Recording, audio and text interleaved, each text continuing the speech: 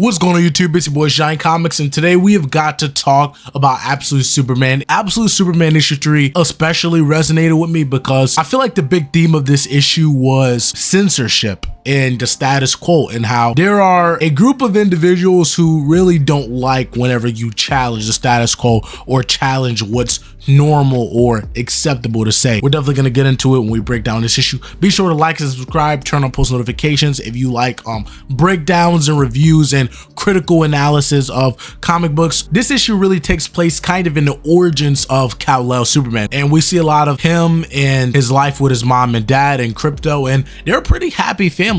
But Kal-El doesn't really fit into society. He doesn't fit in with his friends, and he just doesn't really fit into school because he's not like everyone else. Everyone in this universe wants to be a scientist. That was kind of established in the mythology in the first issue, how the scientists of Krypton are at the top and the laborers in the bottom. Kal-El really just wants to be a writer. Like, he enjoys writing, he thinks writing is fun, and he has his own unique style of writing and how he likes to externalize his thoughts and feelings. But we find out that the teachers and people in this book aren't really happy about that. They don't like that this character, they don't like that Kal-El wants to write his own thoughts, his own ideas, his own words. They don't like that he has original thoughts and that he wants to do his own thing, as Miles Morales would say. They want him to conform to their ideology, their ways of doing things.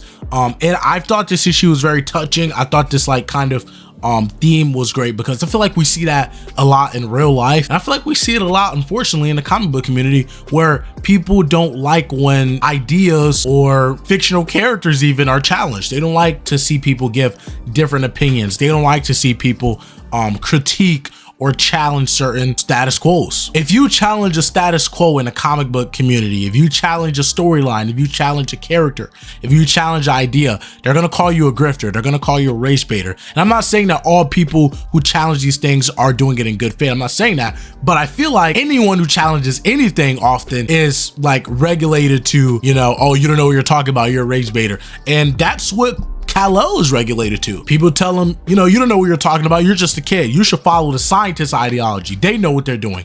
You should listen to the higher ups. Jason Aaron is doing a heck of a job with this series of showing how corrupt the elites can be and how you shouldn't have to conform to someone else's way of thinking. It's to the point in the series where it looks like Kal-El might not have too bright of a future because his grades are slipping in school simply because he has his own opinions and ideas and he incorporates it into his education. His parents, Laura and Jor-El, they pretty much come to him and they say, hey son, your grades are slipping and you're not following the curriculum that the school wants you to follow, and you're not following their way of thinking.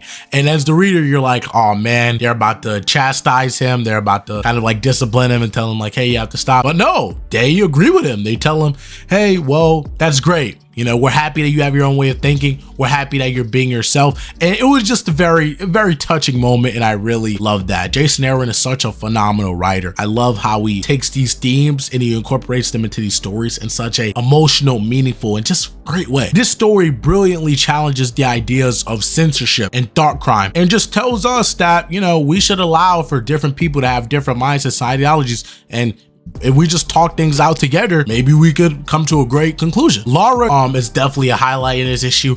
I love her suit that she gets near the end of the issue. It is so freaking awesome. I love like this kind of, obviously Superman has always been pretty sci-fi, but I love how they really lean into it in this issue. And dude, the science cells in Krypton, they are corrupt. They are not good. I can't wait to see this story unfold. I think I take back what I said. I think I do like this more than Absolute Batman. It's so interesting. I love it.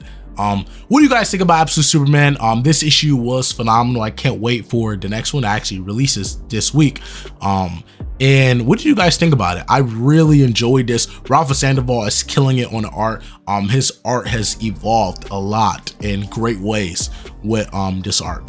But yeah, what do you guys think about it? Hope you guys enjoyed this video. Like I said, leave a like, subscribe, add this to your pull list, go cop it. It is such a great story. I'll catch you guys later.